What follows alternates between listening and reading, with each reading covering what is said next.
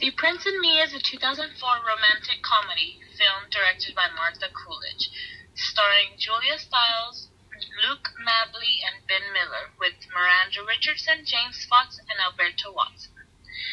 The movie is a fairy tale love story about a pre-med student who falls in love with a Danish prince, who decided to go to the Wisconsin University as a continuance of his rebellious ways. Paige and Eddie come from two different worlds, but there's an unquestionable attraction between them. Paige is a determined college student from the Midwest who's buried in her last few semesters of pre-med studies when she meets Eddie, an impetuous, rude Danish foreign exchange student. What Paige doesn't know is that Eddie is in fact the spoiled son of the King and Queen of Denmark. He is in America hoping to find a non-stop cake party complete with American babes.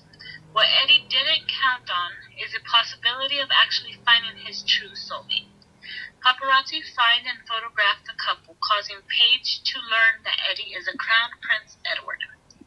Because of the failing health of his father, King Harold, Eddie returns to Copenhagen to be at his father's side and also to prepare for his soon-to-be position of King of Denmark. Paige follows her heart to Copenhagen. Edward takes her to the castle and introduces her to the royal family. Queen Rosalind first expresses opposition to Paige, but later is okay with it because she saw a change in maturity of her son, all thanks to Paige. Because of the king's approval, Edward proposes and Paige accepts. Paige is faced with the dilemma of letting go her dream of becoming a doctor or becoming the Queen of Denmark. Paige decided to pursue her dream of becoming a doctor, broke it off with Eddie, and returned to school. Edward reunites with her on graduation, expressing his love, dedication, and support of her dream, and still wanting her to become his queen.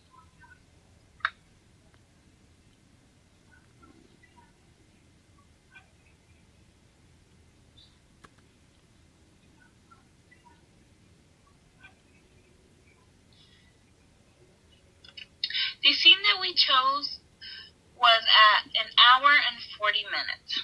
This scene is about the Prince of Denmark being crowned as a king due to his father's illness, who cannot possibly serve the people of Denmark anymore. It is ironic because while the prince is being crowned, his most precious possession, a girl he is in love with, decides to walk out on him to go back to America to finish medical school. Also, while this is happening, they are crowning him in the church there in Denmark. And the music of Bach is playing in the background. And the whole thing just went together.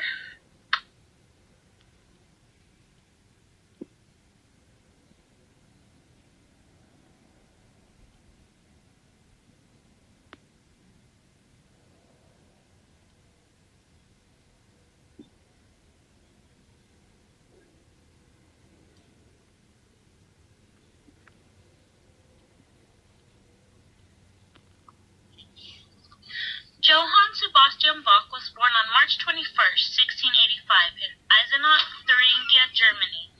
He was born into a musically gifted family and was devoted to music throughout his childhood and adult years. For many years, members of the Bach family had held positions such as organist, town instrumentalist, or cantors.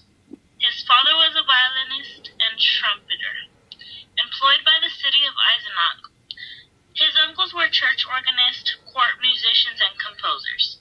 He received his first musical training from members of his family, including his father, who was also a musician.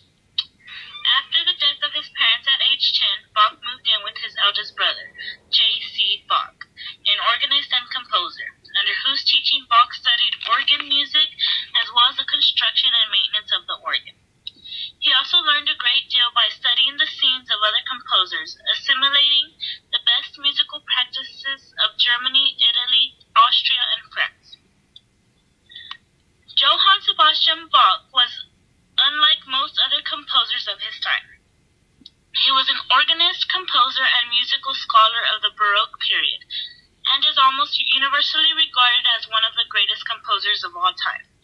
His works, noted for their intellectual depth, technical command, and artistic beauty, has been inspirational to many generations. Bach wrote in many styles. His strong belief in his religion adds a good measure to the image of Bach as a composer of Christian music, who took on spiritual and religious themes in his work. He wrote music for the glory of God and to satisfy his own burning curiosity, not for future fame. Bach was content as long as he could play music. Traditions were very important to him. He wanted to carry on the musical tradition of his family. He shared his love of music with his children. From his first marriage, Wilhelm Friedemann Bach and Carl Philipp Emanuel Bach became composers and musicians. Johann Christopher Friedrich Bach and Johann Christian Bach, sons from his second marriage, also enjoyed musical success. Bach wrote hundreds of pieces for organ, choir, as well as many other instruments. He spent most of his life as a church organist and a choir director. His music combines profound expression with clever musical mathematical feats, like fugues and canons, in which the same melody is played against itself in various ways. Bach's The Little Organ Book is a staple in the repertoire of organists and pianists, and some pieces from it were arranged for ensembles. Bach's many chorals, especially the Mass in B minor, are considered the best works in the genre. His last work, The Art of Fugue, is best known for its acclaimed performance by Glenn Gould. Bach's music has been used and continues to be used in hundreds of films, thousands of stage productions, and continues being played all over the world.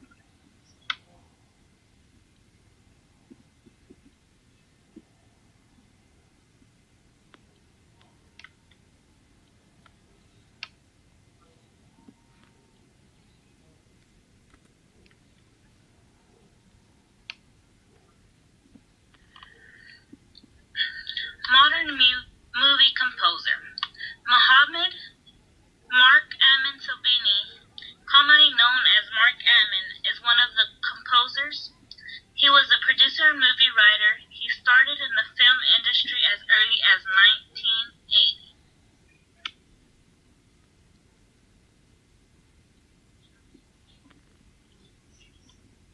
Modern movie composer 2 was Catherine Puget. Born in July 14, 1965, she graduated with a BA in Theater Arts and credited for the movie in 2004. She has received a couple of awards and has many other movie credits.